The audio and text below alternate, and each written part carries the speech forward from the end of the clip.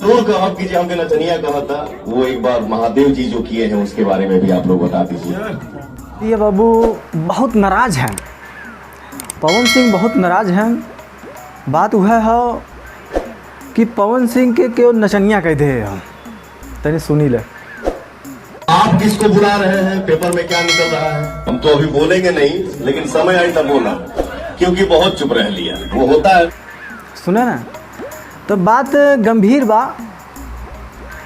और नचनिया क्या करेगा, चुनाव में आके खड़ा होके वो क्या कर सकता है, नाच सकता है और कुछ नहीं कर सकता।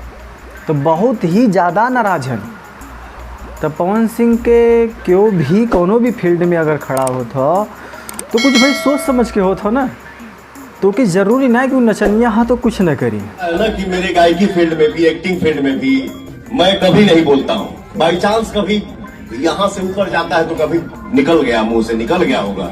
लेकिन हाँ, अगर केहू के हिट होके के बाद, कंट्रोवर्सी पैदा करे के बाद, चर्चा में आवे के बाद, तो पवन सिंह के खुद हाँ भाई, सबका अपन अपन सोच होला।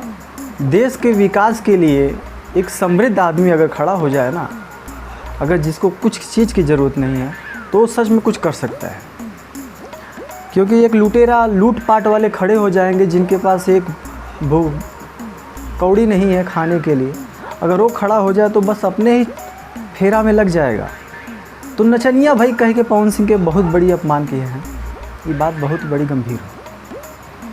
तो भैया बाबू क्या बताई जाए, ऐसा ही हम आप सबके बीच में न्यूज़ लिया तरह बस हाथ जोड़ के कहते हैं कि थोड़ा सा सपोर्ट कर दे अपने बाबू के। आप सबका प्यार आशीर्वाद हो कि चल इतना आगे तक थोड़ा सा हाल भाई, थोड़ा सा और आगे लेके चल जा, थोड़ा सा हर चीज़ मिल जाए बस, और कुछ नहीं चाहिए। भैया बाबू बहुत बहुत धन्यवाद, बहुत बहुत धन्यवाद।